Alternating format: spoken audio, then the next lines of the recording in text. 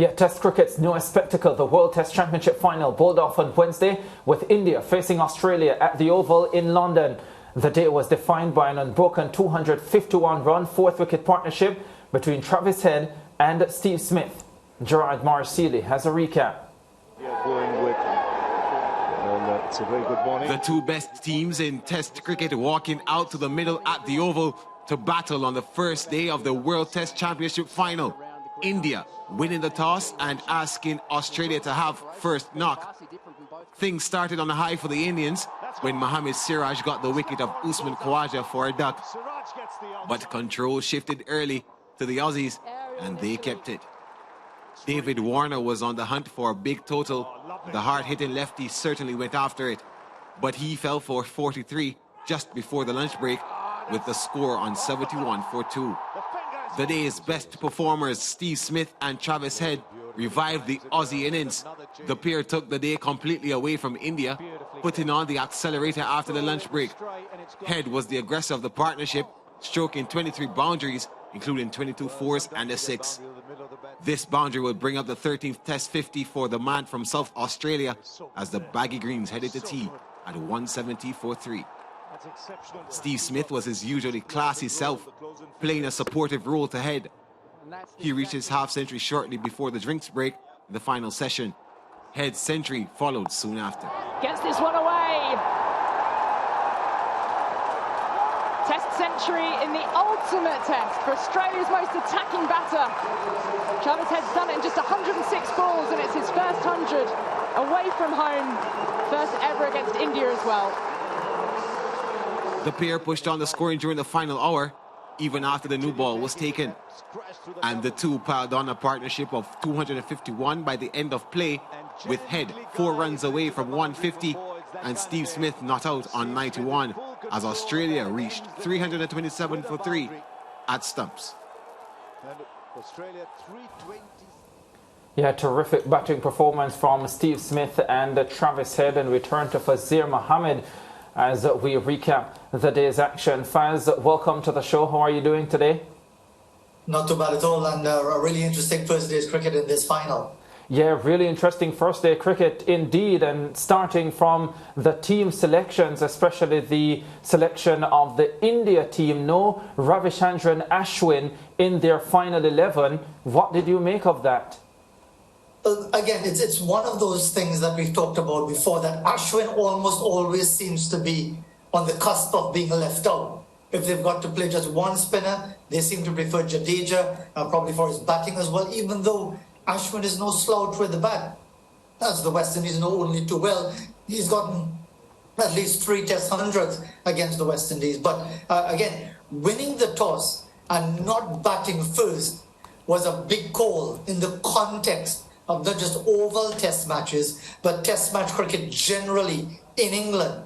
These teams hardly ever do this. In fact, this is the first time India would have done this since, I think, 2015. And it has backfired on them already. So as far as the Ashwin selection and the decision to bowl first, questions will obviously be asked. And that's why Australia, at the end of day one, will feel very comfortable with things and feel that they've really established a platform to get towards 450, maybe 500. But it's always easy to be wise after the fact, Ricardo, as we know only too well, especially in sport, because if the seamers who have gone past the edge so often, so early, especially in that morning session, have managed to take a few more edges, we may not be having this discussion. But the reality is that Ashwin wasn't there. The seamers weren't effective as India and their captain Rohit Sharma would have hoped. And credit has to be given, of course, to Travis Head and Steve Smith for the way they batted through the bulk of those 2 sessions in the day one. Yeah, how much of the decision to bowl first do you think had to do with the fact that India went in with 4 fast bowlers? Of course, you had some amount of green on the pitch, and you now are thinking about a situation where you need to get your fast bowlers into the game as early as possible. Well, obviously one is connected to the other, and it sort of takes us back to the days of the West Indies and the great quartets that we had for about 15 or 20 years, where once the West Indies won the toss, you almost didn't even have to have a discussion after that. You knew the West Indies were going to bowl first, and the opposition were fearful that they were going to have to bat first. And that's why you would think that they would have influenced that decision. And in fairness to the Indian captain, Rohit Sharma, Pat Cummins at the toss said he would have preferred to bowl first as well, again, which is very, very unusual. You hardly ever see an Australian team winning the toss and bowling first, whatever the condition, because the feeling always is, generally, if you've got a competent batting lineup and you can survive certainly the first hour, but the bulk of that first session, as Australia did in losing a couple of wickets, if you can really set your stall out in the afternoon on day one, then you can put the sort of runs on the board that will set yourself up for the test match. And Australia did that. But again, India, to your point specifically, had to be influenced by the fact that they had gone with the four seamers and just the one specialist spinner, and winning the toss. No doubt they felt they needed to justify that. No test match has been played at the Oval as early as June. There would have been a bit more green around. The ball would have been moving around a bit more. But again, that didn't take into account the quality of the Australian batting.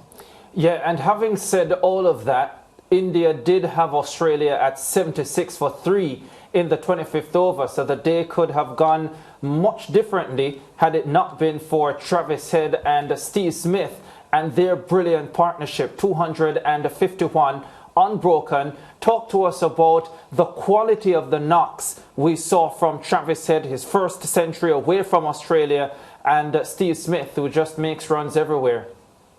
And it just seems to make a mockery of that decision by Australia not to pick Travis Head in the early stages of that series in India, when they were really wrecked by the Indian spin on turning tracks. And here he's come at the Oval, and as he came in the latter stages of that series in India, to show his worth as an attacking player.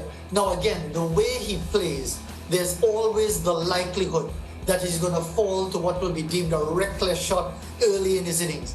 But when it comes off as it did, it's the perfect counter to what you see from Steve Smith, who's an attacking player in his own right, a world-class player, averaging close to 60. But again, he was happy to play second fiddle to Travis Head, and the way Head played, he absolutely dominated that partnership. He took complete control, was prepared to take chances, slashing over the top, and the boundaries continued to flow. Nearly 100 runs in the mid-afternoon session, and then they kept it going with the Indians tiring. And even with the second new ball, the runs kept flowing. So it again reinforces that point about the peculiar nature of Test cricket. As you said, Ricardo, 76 for 3, and it could be a really wobbly situation, but then comes an unbroken double century partnership. With a bit of luck one way or the other, India could have broken through. They could do so early on the second morning, and then it might be Australia struggling to get up to 400, 450, which we might take for granted now. But that is really the essence of Test match cricket, to persevere for the start of every session, at the start of every day's play, when there's a break in play, to hope that maybe it breaks the batsman's concentration. But as far as the Australian pair, the way they played it was perfect. They were looking for every opportunity to score. And I think very importantly, on our Caribbean cricketers, whether they are at the highest level or at the club level or at the emerging level, look at the running between the wickets, not just the boundaries, the aggression that they showed in looking for every opportunity to score and put the England bowlers under pressure.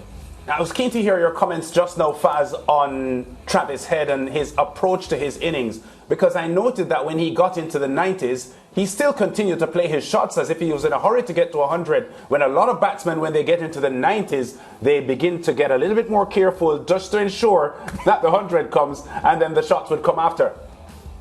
And that's very much like another Aussie, Michael Slater, you may recall. Yes. I think Platts was dismissed about 9 times in the 90s. On one occasion, he was stumped, going down the track and hit over the top, and he was stumped. But that's the way he plays the game. And that's why, Lance, you've got to, and it's sort of like the England mindset right now, yes, which is why there's such an exciting batting prospect, because players have essentially been released of that pressure, that weight of expectation that, if you get out to a poor shot, you could be dropped next match and all of that. Travis Head obviously is someone who's been brought up as an attacking player. He's been told that's your forte, play your game that way. Sometimes it won't come off, but the moment you change, the moment you second guess is when it's going to go awry. And that's why you're seeing those sorts of results, and it was a really flamboyant 100. A quick comment too on Steve Smith, Faz, because you mentioned he's averaging about 60, which on his unbeaten 95, no, I think he is averaging 60 at the moment. How much credit do you think he's getting globally for how much he's producing runs? He has played 96 test matches and has already scored 30 centuries. After 96 test matches, Brian Lara had 2,200. So we understand the immense production that is coming out of Steve Smith's bat. Do you think he's being so conversely respected? No, he's not, and for a couple of reasons. One, because of his style of play, this fidgety sort of walking across the crease, almost on the move while playing, seems to go against the grain of what is described as classic test match batting. And again, that huge cloud of Cape Town 2018 when he was the captain. And all that went on with it, all of what was proven to be untruths and lies and deception and so on, and him being stripped of the captaincy, that would have certainly been a big mark against him as an individual. And I think that is what is still being held against him, never mind how many more runs he would score in Test match cricket. Yeah, well, team, I'll leave you with this one. Since 2020, Steve Smith has been dismissed 5 times by Ravi Ashwin. We will not have a 6th, not in this World Test Championship final, because Ravi Ashwin is enjoying himself, or maybe he isn't, on the bench. I don't think he is. I don't think he is either. Faz, thanks very much for joining us. It's been a pleasure as usual. No problem at all. Take care. All right, take care. We go to a break. Interactive to close the show coming up.